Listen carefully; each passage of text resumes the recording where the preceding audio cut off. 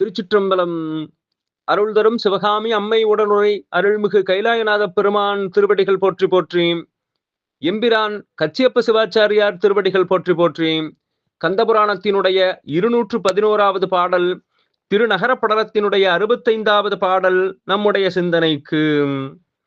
சுருதியான் உறங்கும் ராத்தொரும் முடிவில் துஞ்சிய ஊழிகள் தோறும் விரைய வந்து உலகம் அழித்திடும் கடல் அவ்வியன்பதி எல்லையுள் சிறிதும் வருவதை அஞ்சி புறந்தனில் சூழ வந்து ஒரு சத்தி காத்திடலால் பிரளய சித்து என்றொரு திருநாமம் பெற்றது அக்காஞ்சியம் பேரூர்.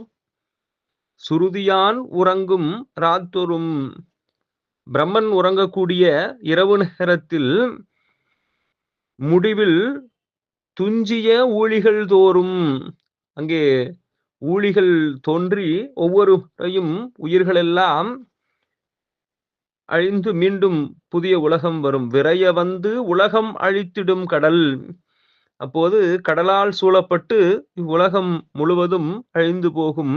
அவ்வாறான நிலையிலும்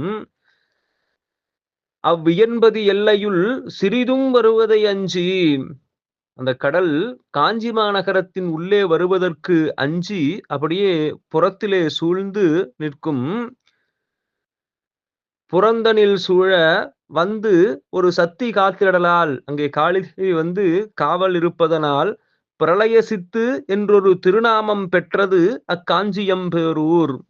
அதனால் இந்த காஞ்சி மாநகரத்திற்கு பிரளய சித்து என்றொரு பெயரும் வந்தது என்று. காஞ்சி மாநகரம் உலகம் முழுவதும் கடலால் சூழப்பட்டாலும் அங்கே காஞ்சி மாநகரத்திற்கு உள்ளே கடல் வந்து புகாத வண்ணம் சிறப்புமிக்க பெருநகரமாக விளங்கியது என்று அதனுடைய சிறப்பை நமக்கு எடுத்து இயம்புகின்றார் கச்சியப்ப சிவாச்சாரியார். திருச்சிற்றம்பலம்.